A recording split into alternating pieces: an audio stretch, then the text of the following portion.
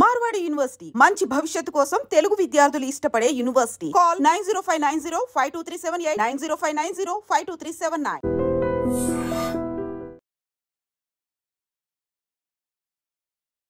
భారత్ యుద్ధానికి సిద్ధమైపోయింది. దాడి ఎప్పుడైనా జరగొచ్చు.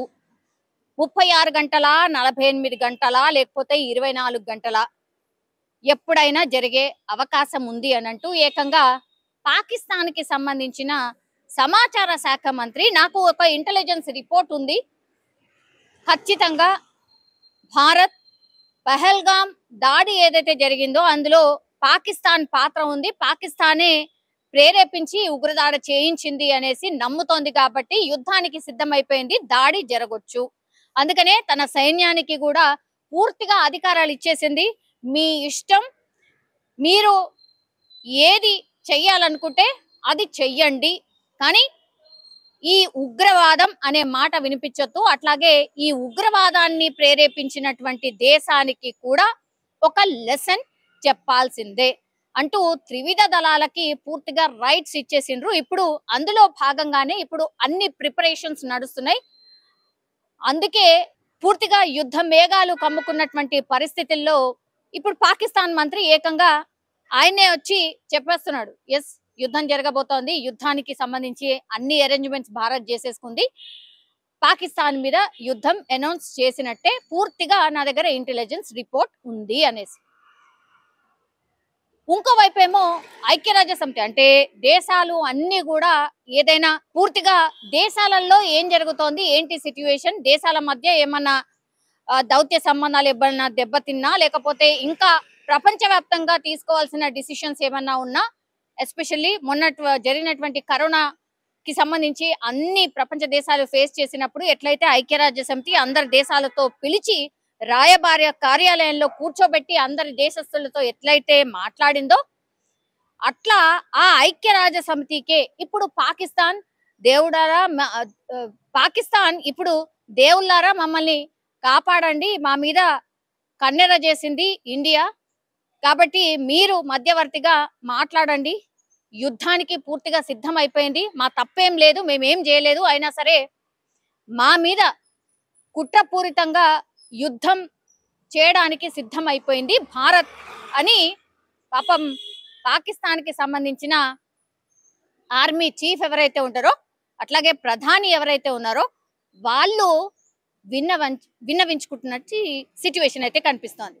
ఏ తప్పు చేయలేదు, అట్లాంటప్పుడు నువ్వే చెప్పొచ్చు కదా, మేం చేయలేదు, కావాల్సి వస్తే మీరు పూర్తి స్థాయి ఎంక్వైరీ చేయాలి అని అంటున్నారు. కానీ మళ్ళీ వేరే వేరే వాళ్ళు, మీ దేశస్తులు, మీ కేంద్ర మంత్రులు, మీ చీఫ్స్ ఇట్లాంటి వాళ్ళు ఏం మాట్లాడుతున్నారు, మేమేమన్నా భయపడతామా, రండి మేము కూడా సిద్ధంగా ఉన్నాం, ఇట్లాంటి రెచ్చగొట్టే మాటలు ఎందుకు అనాలి? మరి నిజంగానే మీరు ఏ తప్పు చేయకపోతే మీరు ఎందుకని ఐక్యరాజ్య సమితి దగ్గరికి వెళ్ళి మోకరిల్లి మీరు దయచేసి కాపాడండి, మాట్లాడండి అని ఎందుకు బతిమలాడుకోవాలి? మీరు ఏ తప్పు చేయనప్పుడు మీరే భారత్తోని మాట్లాడొచ్చు కదా డైరెక్ట్ గా, ఎందుకు భయం? మరి ఇట్లాంటి బేసిక్ క్వశ్చన్స్ డెఫినెట్లీ అందరికీ వస్తాయి. మీరు తప్పు చేశారు కాబట్టే మీరు ఇంకొకరిని శరణు కోరుతూ మధ్యవర్తిగా ఉండమంటున్నారు, యుద్ధం వద్దంటున్నారు. ఎందుకు వద్దు, ఎందుకు చేయొద్దు, ఎంతకని ఓపుకుంటది? ఓపిక అయిపోయింది. ఇప్పుడు అమాయక ప్రజల్ని అసలు మీ భూభాగమే కాదు, పూర్తిగా ఉగ్రవాదులని మంచిగా డెన్లుగా ఏర్పాటు చేసుకొని మీ దేశంలో ట్రైనింగ్ ఇప్పిస్తారు, ఆ తర్వాత మీ సైన్యమే వీళ్ళు మీ పౌరులే అన్నట్టుగా వాళ్ళని తీసుకుపోయి బంకర్లతో దాచుతున్నారు ఉగ్రవాదులని. దీన్ని ఏమనుకోవాలి? ఈ రిపోర్ట్ ఉండదా మా దేశానికి? ఆ రిపోర్ట్ ఉండదా? మీ దేశానికి ఇంటెలిజెన్స్ రిపోర్ట్ ఉంది, వీళ్ళు యుద్ధం చేస్తారు అని చెప్తున్నారు కదా, మరి మాకు కూడా రిపోర్ట్స్ అన్ని వస్తాయి కదా మీ దేశంలో ఏం జరుగుతోంది అని. అదే రిపోర్ట్ మా దగ్గర ఉంది, దీనికి ఆన్సర్ ఉందా? మరి లేదు. కాబట్టి మీరు చేస్తున్నారు కాబట్టే మీరు భయపడుతున్నారు. ఇప్పుడు అన్ని తీర్లా ఇప్పుడు మన భారతదేశం మాత్రం పూర్తిగా యుద్ధానికైతే సిద్ధమైపోయిన పరిస్థితి అయితే కనిపిస్తోంది. అక్కడ ఆ దేశస్తులు అయితే భయపడుతున్నారు. అంటే సామాన్యులు అయితే ఎక్కడ కూడా యుద్ధం కోరుకోవట్లేదు, మీరు వట్టిగానే భారత్ని రెచ్చగొడుతున్నారు. దాని బలం ఏంటో తెలిసిన తర్వాత కూడా మీరేదో ప్రగల్భాలు వలుకుంటా మాకు వాళ్ళ అండ ఉంది వీళ్ళ అండ ఉంది, ఒక 4-5 రోజులు కొంత మేనేజ్ చేస్తే చాలు, మాకు చైనా లాంటి వాళ్ళు సపోర్ట్ చేస్తారు, ఇట్లాంటివన్నీ ఆలోచిస్తున్నారు కాబట్టి మీరు యుద్ధానికి దిగుతున్నారు. కానీ యుద్ధానికి దిగితే నష్టపోయేది ఎవరు అని అంటే అందరికీ తెలిసినటువంటి విషయమే. అక్కడ బలం లేదు, ఏమీ లేదు. మీరు ఆల్రెడీ ఆర్థిక సంక్షోభంలో ఉన్నారు. ప్రజలే మీకు మీ గవర్నమెంట్ కి మద్దతు తెలపట్లేదు. అట్లాంటి సిచ్యువేషన్ లో ఏదో యుద్ధానికి మేము సిద్ధంగా ఉన్నాము అనేది ఏదో ముందటికొచ్చి ప్రగల్భాలు పలుకుతున్న సిచ్యువేషన్ అయితే కనిపిస్తోంది. కానీ యుద్ధం జరిగితే మాత్రం పాకిస్తాన్ కి కూడా తెలుసు వాళ్ళే నష్టపోయేది అని. సో ఇప్పుడైతే పూర్తిగా అందరూ చర్చించుకుంటున్న విషయం, అట్లాగే అందరూ ఎదురు చూస్తున్నటువంటి వార్త ఏదైనా ఉంది అని అంటే భారత్ ఏదో చేయబోతోంది. భారత్ అన్నిటికీ ప్రిపేర్ అయిపోయింది. ఐఎన్ఎస్ విక్రాంత్ ని కూడా యాక్టివేట్ చేసింది. అందుకే ఎయిర్ బేస్ ద్వారానే పాకిస్తాన్ మీద విరుచుకుపడబోతోంది.